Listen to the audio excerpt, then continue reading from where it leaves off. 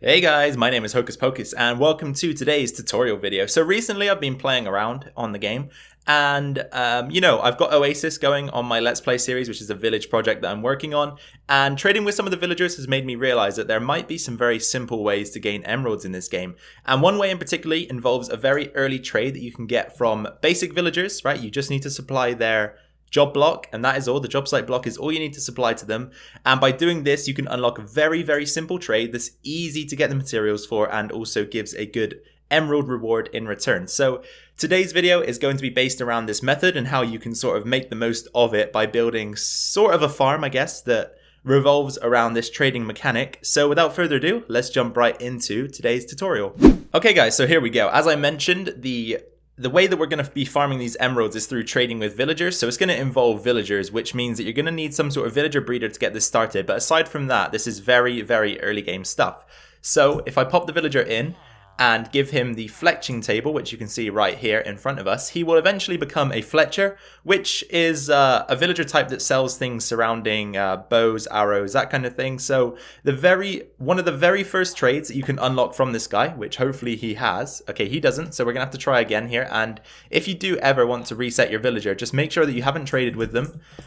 Pop the block out, the job site block, wait for him to return to a normal villager like so, and then just replace the block. And eventually, again, he will become a Fletcher with different trades, and this is the one that you're looking for here. So 32 sticks for an emerald. Now, I don't know about you guys, but for me, sticks are very easily attainable in this game. So 32, it might seem like a lot, it's half a stack just for one emerald, but in terms of sticks, that is a very small amount of materials required that are very easy to farm. So this is the trade that we're going to be looking for, and I know what you're thinking. Well, Hocus, how are we going to make a lot of emeralds if you only have one villager? Well, that's because we don't just want one villager, we want many villagers. And at the moment, we currently have 10 as opposed to the one that we had just a second ago. And I still think that 10 may be a small number, and this might not be the best way to organize them, because I think in this scenario, they won't be able to gossip, which means that they won't be able to spread information about the player being a good customer, which of course lowers prices amongst the villagers. But I'll let you figure this part out for yourself, right? Shouldn't be too difficult to get this set up, but the only reason why I like this way of setting the villagers up in particular is because it's very easy to see which ones you have traded with and which ones you haven't. They're not going to be wandering around, getting mixed up, blending in with each other, because these guys do look very similar. So it's going to be difficult to recognize which ones you've traded with and which ones you have not. But all of these 10 trades, all of these 10 villagers, I've made sure that they've got the stick trade as their very first trade, 32 sticks for one emerald. And I figure the best way to go about this is to probably create some sort of tree farm. So I've got a few options for you here. You can either go with spruce saplings in a 2x2 like this, bone meal them into a giant tree like so. I mean, that is one option, I guess, but then there is the other option of having dark oak saplings growing just as you wander around and do other things, because again, they're quite tall, they contain a lot of wood per tree. And then finally, maybe the best option out of these four, the most consistent for getting the most wood, is jungle saplings right here. So as you can see, they grow fairly tall. Wow, maybe about the same height as the giant pine trees here, the giant spruce trees. But I think what we'll do is I'll switch over to creative and I will manually cut down all of these trees. We'll stick all of the wood into a chest and we'll see which tree type gives you the most wood per tree cut down, and then we'll go from there. Alright guys, so here are the results of cutting down a single one of those 3 tree types. Firstly, we have the spruce, which gained us 53 logs. And what we're going to do is we're just going to convert these straight into sticks. Every single piece is going to be put into stick crafting like so. So from the spruce tree, we got 1, 2, 3, 4, 5, 6 stacks of sticks and 40. And then from the dark oak, we managed to get 41 logs, so quite significantly less than the spruce tree and the jungle tree, as you will see in just a second. And that allowed us to attain 1, 2, 3, 4, 5 stacks of sticks and 8 pieces. Finally, the jungle tree gave us the most with 57 logs, so let's convert all of these into sticks once again.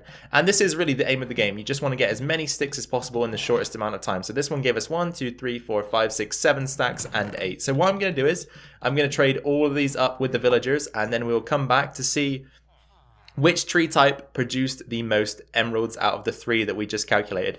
And obviously you guys are already going to know it's going to be the jungle tree, right? Because it had the most wood. But we'll see how much we get per tree, and then I'll give you guys that information in just a second. I kept the sticks in place just so that you can visualize how many emeralds you're going to get per stack. It should be 2 emeralds per stack at 32 sticks per emerald. However, this number can be lowered. You can lower the amount of sticks required to attain an emerald through different means, such as hero of the village, trading with the villagers a lot and getting your reputation up, all that good stuff. But as I say, for the reputation one, I'm pretty sure the villagers are going to have to interact and spread gossip. So keeping them in single containers like this probably won't work as well as having them roam free.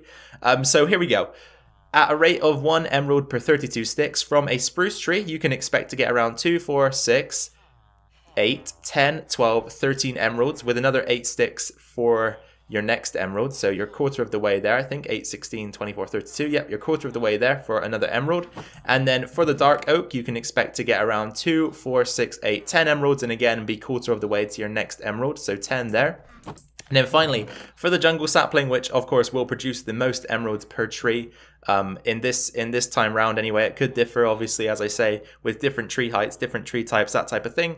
But you can expect to get 2, 4, 6, 8, 10, 12, 14 emeralds and be a quarter of the way to your next emerald. You also have to consider something else, right? Because in the new update of Minecraft, sticks can actually be dropped from leaf blocks. So the tree with the most leaves is also going to provide you extra emeralds, and I would again say that jungle saplings and jungle trees are probably the best method for this.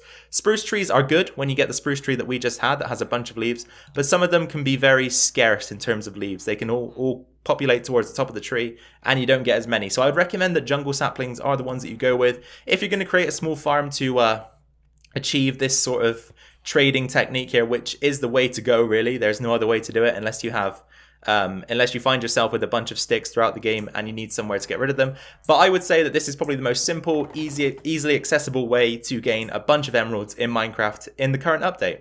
Okay guys, this is the end of today's episode. Thank you very much for watching, and I hope that this was nice and informative for you, and also a good piece of information that you can obviously take into mind and hopefully consider when you're trying to farm emeralds in Minecraft 1.14. I think this is probably the best way, the most accessible way at least.